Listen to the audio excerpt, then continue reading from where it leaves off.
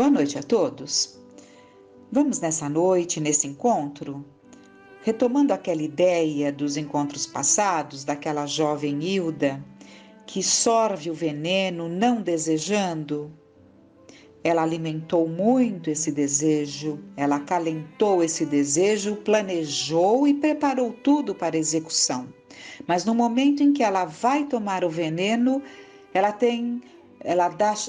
abre, ela dá uma abertura e consegue sentir, perceber um clarão, uma lucidez se fez e ela desejou não tomar aquele veneno. Naquele momento ela teve plena consciência de que ela não deveria fazer aquilo, mas a voz insistia de uma forma repetitiva, hipnótica: você deve beber. Ela já tinha essa ligação, não conseguiu resistir a essa subjugação. Para que entendamos isso, vamos buscar no Livro dos Espíritos, na questão 459, quando Kardec trata da intervenção dos espíritos no mundo corpóreo, e ele pergunta: os espíritos influem sobre os nossos pensamentos e as nossas ações? Nesse sentido, a sua influência é maior do que supondes, porque, muito frequentemente, são eles que vos dirigem. Na questão seguinte, temos pensamentos próprios e outros que nos são sugeridos? Vossa alma é um espírito que pensa. Não ignorais que muitos pensamentos vos ocorrem a um só tempo sobre o mesmo assunto, e frequentemente bastante contraditórios. Pois bem, nesse conjunto há sempre os vossos e os nossos, e é isso que vos deixa na incerteza, porque tendes em vós duas ideias que se combatem.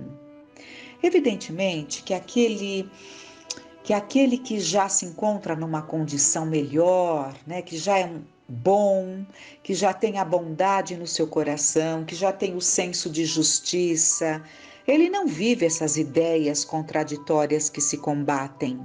Essas ideias contraditórias que se combatem são naturais em nós, a grande maioria, né? Que ainda vivemos essa dualidade entre o bem e o mal, o certo e o errado, e nos surpreendemos quantas vezes ali combatendo essas situações alternativas, né? Do bem e do mal. Porque ainda somos contraditórios, ainda trazemos impulsos para o bem e muitas coisas para o mal, quantas vezes, não é? Vivemos essas contradições. Então, daí ele dizer, tem em vós duas ideias que se combatem. É claro que aquele que já atingiu um patamar maior, ele lida com as situações com muita naturalidade, chegando às conclusões adequadas, tomando as atitudes adequadas, sem viver essa dualidade. Mas é graças a essa dualidade que nascerá em nós o homem novo, né? Na medida em que nós formos aprendendo a optar pelo bem, pelo correto, pelo ideal. Na questão seguinte, como distinguir os nossos próprios pensamentos dos que nos são sugeridos? Quando um pensamento vos é sugerido, é como uma voz que vos fala. Os pensamentos próprios são, em geral, os que vos ocorrem no primeiro impulso. De resto, não há grande interesse para vós nessa distinção, e é frequentemente útil não o saberdes. O homem age mais livremente se decidir pelo bem. O fará de melhor vontade. Se tomar o mau caminho, sua responsabilidade será maior. Então, na verdade, o que importa é o teor do nosso pensamento. Quando temos ali, eles afirmam aqui que normalmente o primeiro pensamento é nosso, porque vem de nós. Então, se a nossa índole é boa, é para o bem, é natural que primeiro venha um pensamento do bem, um pensamento correto. Depois podem surgir outros, que serão aqueles que tentarão nos desviar até daquela decisão adequada, né?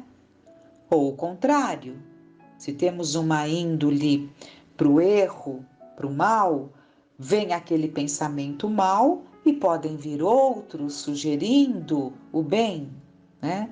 Então, realmente são duas situações, mas o que importa é o teor daquele pensamento, que fiquemos sempre com o pensamento do bem. Esse é o ponto que temos que estar atentos.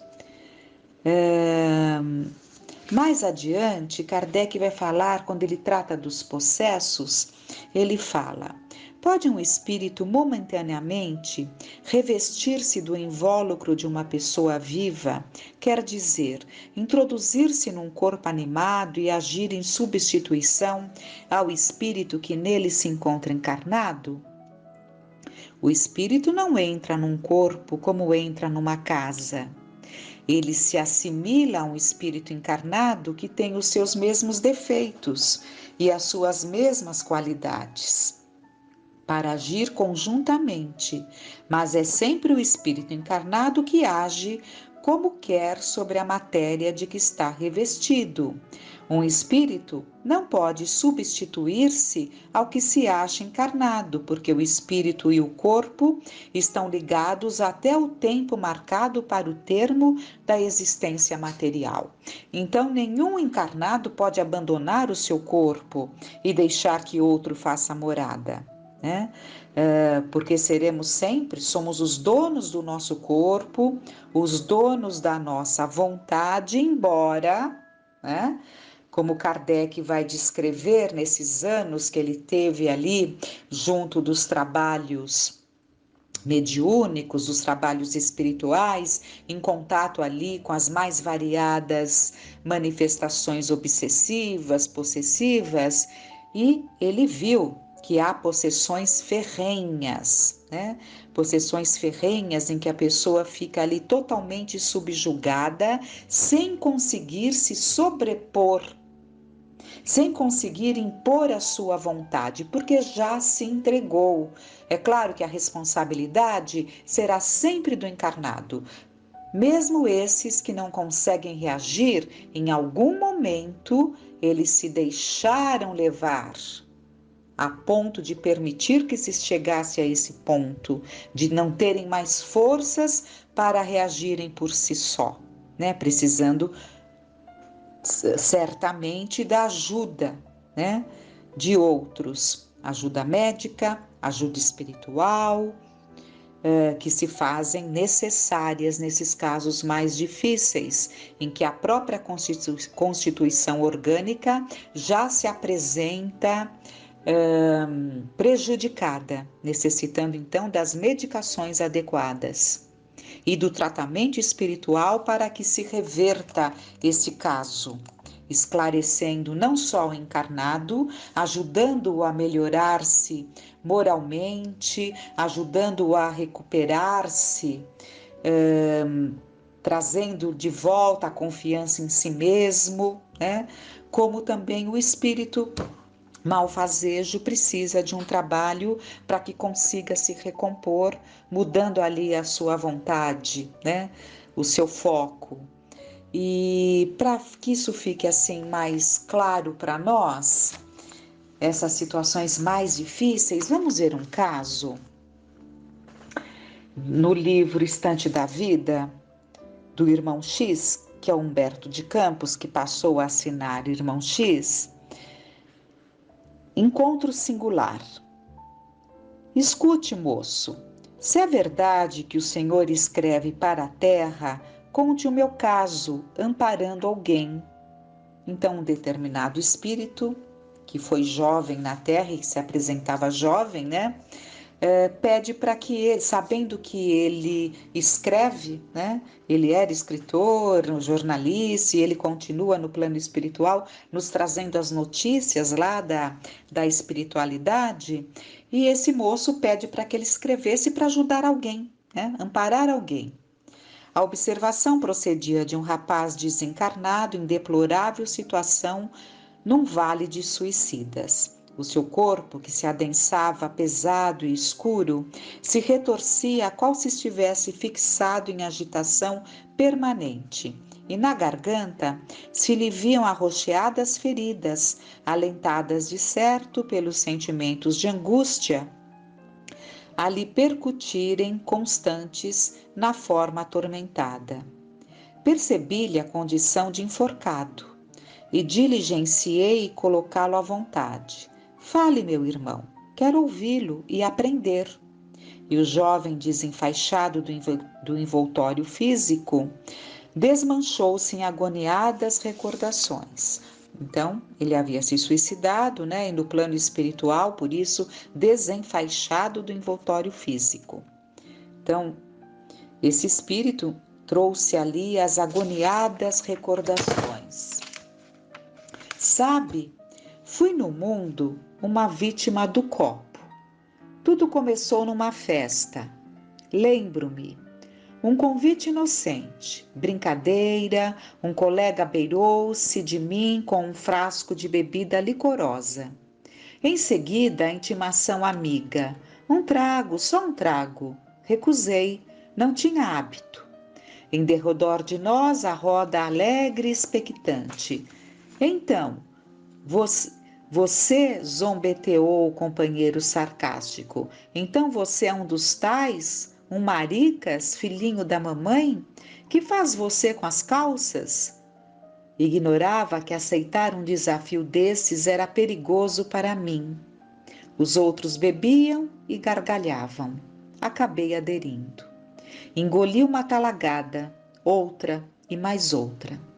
Depois a cabeça zonza e o prazer esfuziante.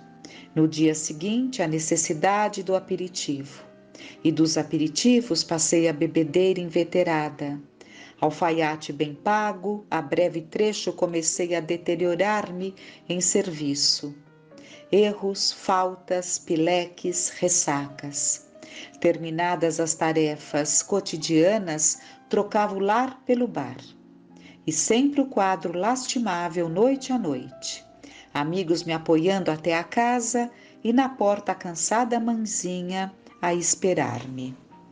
Então, nesses processos, nós vemos algumas pessoas que desenvolvem a dependência do álcool por fazerem uso. Vão fazendo uso hoje, outra manhã, né?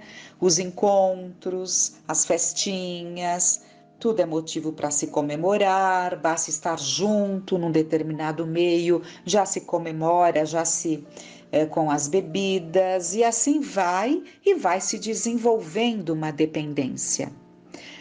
Há aqueles que trazem já uma dependência ferrenha e normalmente são aquelas pessoas que não querem pôr álcool na boca.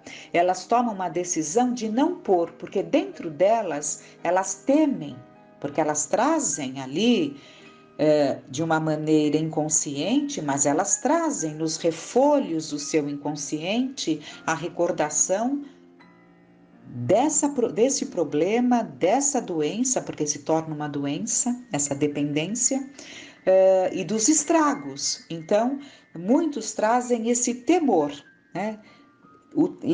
E passam uma vida evitando esse hábito. E isso nos leva a pensar o quanto temos que cuidar realmente, né?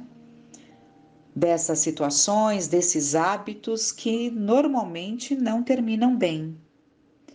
Então, ele continua, constantemente a mesma voz doce, a mãe, né? Então ele fala, a mãezinha a esperá-lo. Constantemente a mesma voz doce, insistindo e abençoando. Meu filho, não beba mais. Minha reação negativa nunca falhava. Esbravejava, ameaçava, premindo-lhe os braços trêmulos. Na manhã imediata, os remorsos e as promessas de corrigenda e reajuste. Vejam o perigo, né? Já lúcido, na manhã seguinte, ele se arrependia do que tinha feito, mas enquanto ele estava sob o efeito do álcool, ele dava vazão a essa agressividade. Uma agressividade que ele tinha, mas potencializada pelo álcool, pelas ligações, né, que se fazem intensas. Em sobrevindo à noite, porém, novas carraspanas e disparates.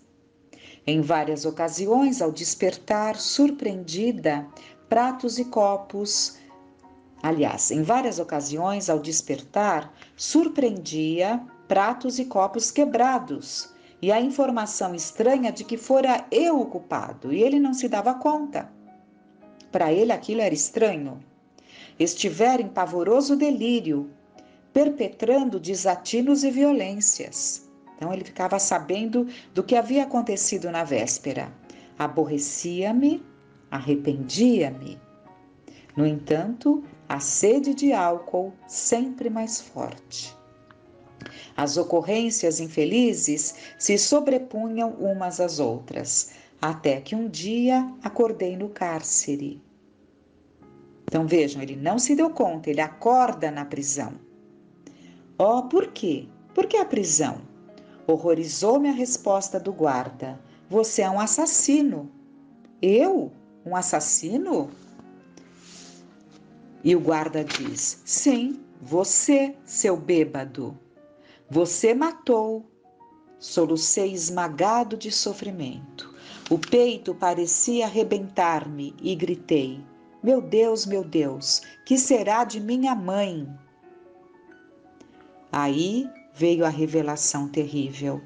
Foi ela própria que você destruiu. Sua mãe, sua vítima. Não acreditei. Pedi provas. Levado à residência sob a custódia de alguns soldados, ainda pude vê-la cadaverizada na urna. Mostrava na garganta os sinais de estrangulamento. Em torno de nós, as testemunhas. Os que me haviam visto de perto com os dedos cravados na carne materna em momento de insânia. Ajoelhei e gritei debalde, quer dizer, gritei em vão. Recolhido à cadeia, positivamente dementado, aguardei a noite alta e, aproveitando algumas tiras de cobertor, enforquei-me. Então, ele havia cometido um homicídio. Por não suportar, acaba cometendo um suicídio, um segundo crime. Porque nós temos que, por mais difíceis que sejam as situações criadas por nós, com a mesma coragem que nós tivemos de agir, porque necessita coragem, nós temos que ter para remediar, para reparar, para suportar as consequências daquilo que nós fizemos. Mas infelizmente ele acaba se enforcando. Desde então, sou um farrapo que vive, uma chaga que pensa. O infeliz que o Senhor está vendo, ai de mim, se minha história triste pode servir a benefício de alguém, fale dela aos outros, aos que se acham no caminho terrestre, na bica da invigilância ou do desespero. Ele termina então o depoimento dele e irmão X coloca: anotei ali mesmo o episódio amargoso que alinhavo nesta crônica e deixo o relato com as próprias palavras do desventurado protagonista em nossa apresentação do assunto para estudo e reflexão dos amigos reencarnados que porventura nos leiam. Entretanto, recordando o meu próprio ceticismo no tempo em que estadeava o enxudioso uniforme carnal entre os homens do plano físico, não estou muito certo de que alguém possa realmente acreditar em nós. Então, o irmão X coloca, eu já vi várias crônicas dele quando nos relata essas situações reais, que ele fala que se contassem para ele quando ele estava aqui, provavelmente ele não acreditaria. E assim muitos de nós não damos o devido valor a esses depoimentos dessas almas que nos falam, desses espíritos que nos falam, nos alertando, nos acordando para que também nós não passemos pela dor que eles criaram para si mesmos. Porque aquele que sofre e se arrepende, ele deseja que o outro não faça o que ele fez. Então nós percebemos claramente aqui que ele fez algo que não desejava. O álcool tira a razão, o álcool leva à insanidade e, por todos os outros relatos que nós temos, aquele não adentrou no campo das influenciações, né?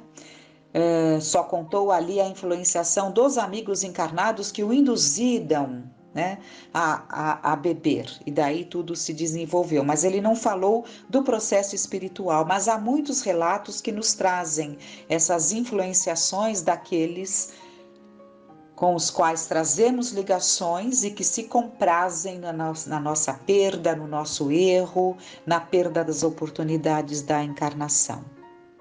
Então, que fiquem esses aprendizados para nós, essas reflexões, com muita gratidão no coração, rogando a Deus que nos ajude. Finalizando com uma passagem de Jesus, um ensinamento de Jesus. No mundo passais por aflições, mas tende bom ânimo. Que tenhamos bom ânimo, com muita confiança. Tenhamos uma noite de paz.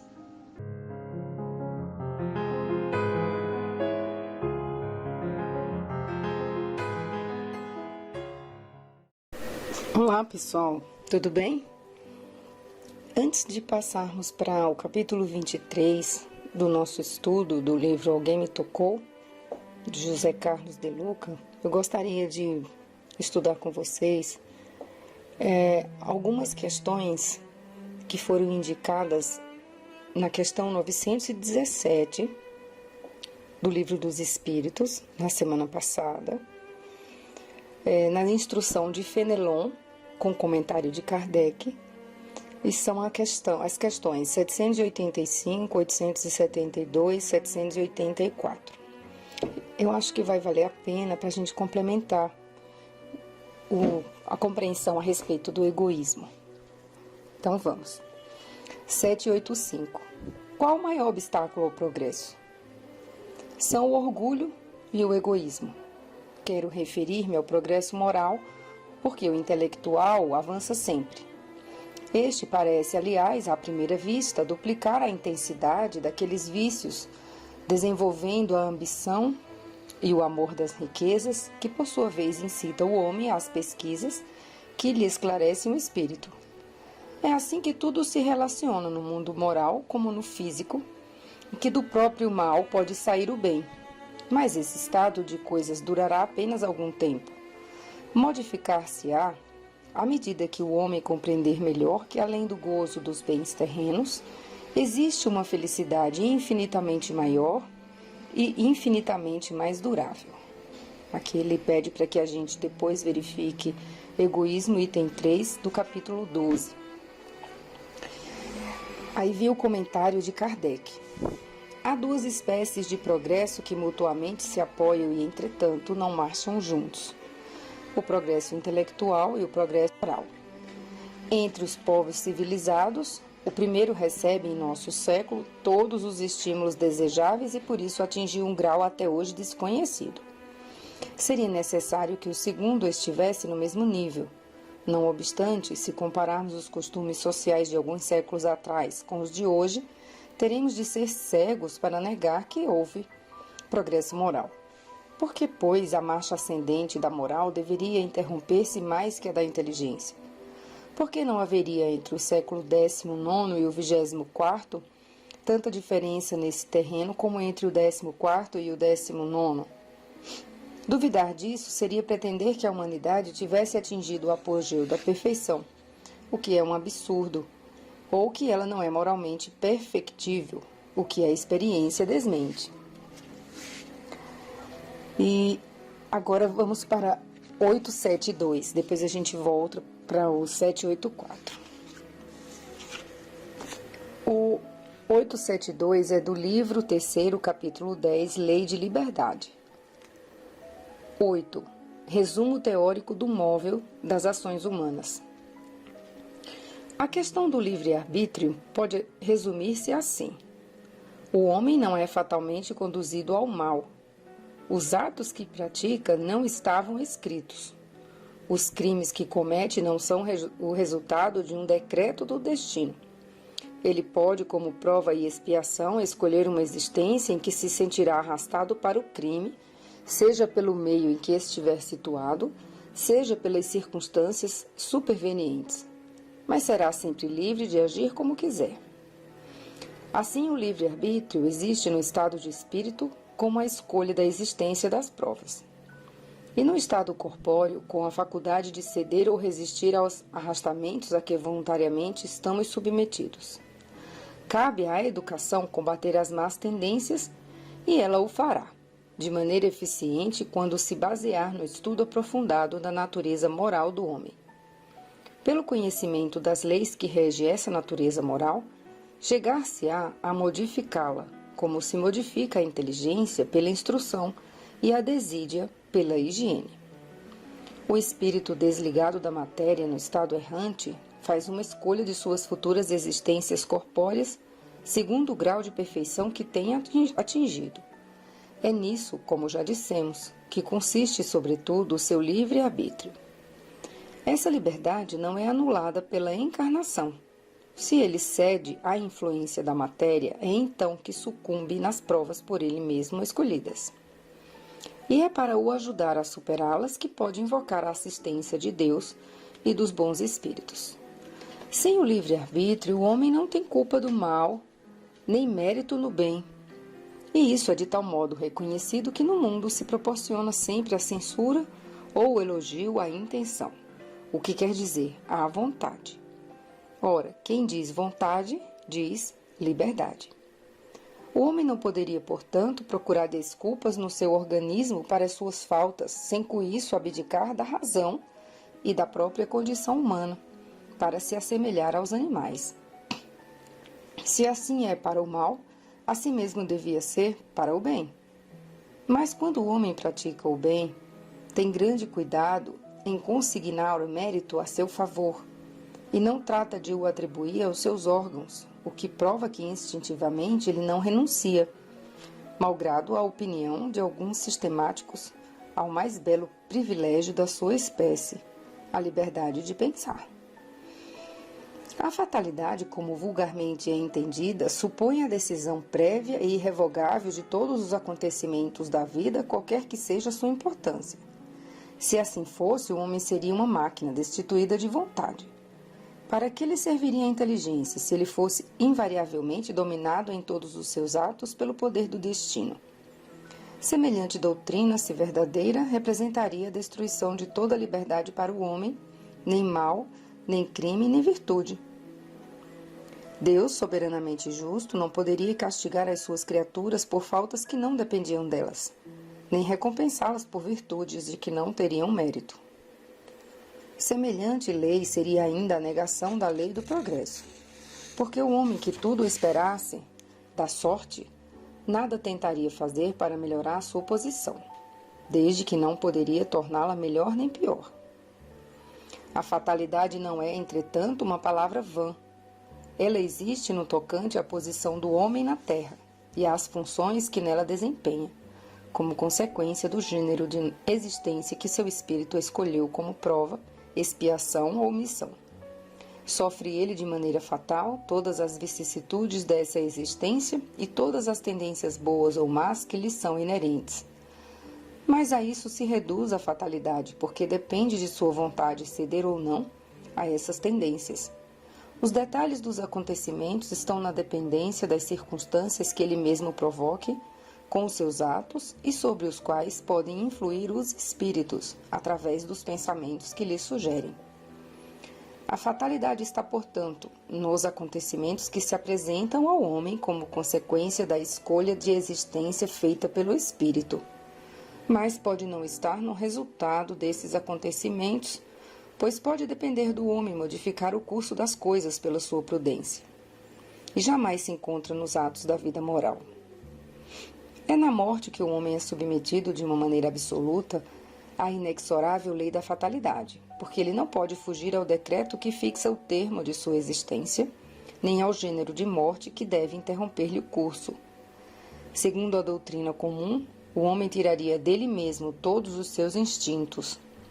Estes procederiam, seja da sua organização física, pela qual ele seria responsável, seja da sua própria natureza, na qual pode procurar uma escusa para si mesmo, dizendo que não é sua a culpa de haver sido feito assim. A doutrina espírita é evidentemente mais moral. Ela admite para o homem o livre-arbítrio em toda a sua plenitude, e ao lhe dizer que se pratica o mal, cede a uma sugestão má que lhe vem de fora, deixa-lhe toda a responsabilidade, pois lhe reconhece o poder de resistir, coisa evidentemente mais fácil do que se tivesse de lutar contra a sua própria natureza. Assim, segundo a doutrina espírita, não existem arrastamentos irresistíveis. O homem pode sempre fechar os ouvidos à voz oculta que o solicita para o mal no seu foro íntimo, como o pode fechar a voz material de alguém que lhe fale. Ele o pode pela sua vontade, pedindo a Deus a força necessária, e reclamando para esse fim a assistência de bons espíritos. É isso que Jesus ensina na sublime fórmula da oração dominical, quando nos manda dizer: não nos deixes cair em tentação, mas livrai-nos do mal. Essa teoria da causa excitante dos nossos atos ressalta evidentemente de todos os ensinamentos dados pelos espíritos. E não somente é sublime de moralidade, mas acrescentaremos que eleva o homem aos seus próprios olhos, mostrando-o capaz de sacudir um jugo obsessor, como é capaz de fechar sua porta aos importunos. Dessa maneira, ele não é mais uma máquina agindo por impulsão estranha à sua vontade, mas um ser de razão que escuta, julga e escolhe livremente entre dois conselhos. Acrescentamos que, malgrado isso, o homem não fica privado de iniciativa. Não age menos pelo seu próprio impulso, pois, em definitivo, ele não passa de um espírito encarnado que conserva sob o invólucro corpóreo as qualidades e os defeitos que tinha como espírito. As faltas que cometemos têm, portanto, sua origem primeira nas imperfeições do nosso espírito, que ainda não atingiu superioridade moral a que se destina, mas nem por isso tem menos livre-arbítrio. A vida corpórea lhe é dada para purgar-se de suas imperfeições através das provas que nela sofre, e são precisamente essas imperfeições que o tornam mais fraco e mais acessível às sugestões de outros espíritos imperfeitos, que se aproveitam do fato para fazê-lo sucumbir na luta que empreendeu. Se ele sai vitorioso dessa luta, se eleva. Se fracassa, continua a ser o que era, nem pior nem melhor. É a prova que terá de recomeçar, e para o que ainda poderá demorar muito na condição em que se encontra. Quanto mais ele se depura, mais diminuem as suas fraquezas e menos acessível se torna aos que o solicitam para o mal. Sua força moral cresce na razão da sua elevação e os maus espíritos se distanciam dele.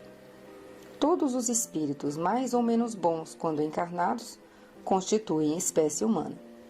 E como a Terra é um dos mundos menos adiantados, nela se encontram mais espíritos maus do que bons. Eis porque nela vemos tanta perversidade. Façamos, pois, todos os esforços para não regressar a este mundo após esta passagem, para merecermos repousar num mundo melhor, num desses mundos privilegiados, onde o bem reina inteiramente, e onde nos lembraremos de nossa permanência neste planeta como de um tempo de exílio. Essa questão 872 é um comentário de Kardec. Então, uma orientação para que não cansemos diante da luta contra as nossas próprias imperfeições, sendo o egoísmo uma delas, no caso. Agora, 784. A perversidade do homem é bastante intensa e não parece que ele está recuando em lugar de avançar, pelo menos do ponto de vista moral? Aí vem a resposta dos espíritos. Enganas-te. Observa bem o conjunto e verás que ele avança, pois vai compreendendo melhor o que é o mal, e dia a dia corrige os seus abusos. É preciso que haja excesso do mal para fazer-lhe compreender as necessidades do bem e das reformas. Essa questão e a questão 785, que eu li primeiro, estão no livro 3º, capítulo 8, Lei do Progresso, do Livro dos Espíritos. Aliás, esse capítulo é muito interessante, eu acho que vamos estudá-lo em breve. Vamos ao capítulo 23, já consegue ir? A mesma coisa é o Cristo diante de nós, quando nos afastamos do caminho certo, léguas e léguas. Ele não vai atrás, mas vai o cão, que é o sofrimento. É uma frase de Chico Xavier, no livro A Sombra do Abacateiro, de Carlos Alberto Bacelli. Certa feita, o médium Chico Xavier dissertava sobre os perigos do desespero, quando contou uma breve história, cujo desfecho transcrevi acima em destaque. Trata-se de interessante diálogo travado entre um aprendiz e um pastor de ovelhas. O aprendiz queria saber como o pastor deveria agir em certas situações. Fez algumas perguntas e, na última, que deu origem ao comentário do Chico, o aprendiz queria saber como o pastor deveria se comportar se uma das ovelhas do rebanho fugisse para muito longe. O pastor respondeu que ele não poderia abandonar o rebanho por causa de uma ovelha rebelde e que, neste caso, mandaria um cão buscá-la. Chico contou essa passagem para ilustrar a nossa relação com Jesus quando o sofrimento nos visita. Jesus é o pastor e nós, muitas vezes, somos como a ovelha rebelde que se desgarra do rebanho. Por que somos rebeldes? Porque não queremos seguir o caminho do bem, na medida em que esse caminho, na maioria das vezes, implica sacrificar os nossos próprios interesses. E isso é uma coisa que geralmente não admitimos. Daí a nossa rebeldia em não aceitar a vida como ela é, pois, via de regra, a vida se apresenta para nós contrariando muitos dos nossos interesses. A rebeldia e a insatisfação estão na raiz de inúmeras doenças, sobretudo as depressões. São feridas da alma que sofre a maior doença espiritual de todos os tempos, o egoísmo. O egocentrismo nos faz desviar do caminho reto porque queremos a satisfação dos nossos desejos, custe o que custar, doa quem doer. E a partir disso, passamos a agir com injustiça, desamor e falta de caridade em relação ao próximo. Mas a justiça cósmica não deixa nenhuma de nossas atitudes sem resposta. Jesus afirmou: a cada um segundo as suas obras. Isso está em Mateus 16, 27. Não se trata, obviamente, de castigo aplicado por Deus, mas de um mecanismo de atuação da justiça divina visando a educar aquele que se desviou do bem, fazendo-o experimentar em si mesmo o mal que causou ao outro. O homem de bem, segundo Kardec, é aquele que pratica a lei de justiça, amor e caridade. Isso está na questão 918 do Livro dos Espíritos.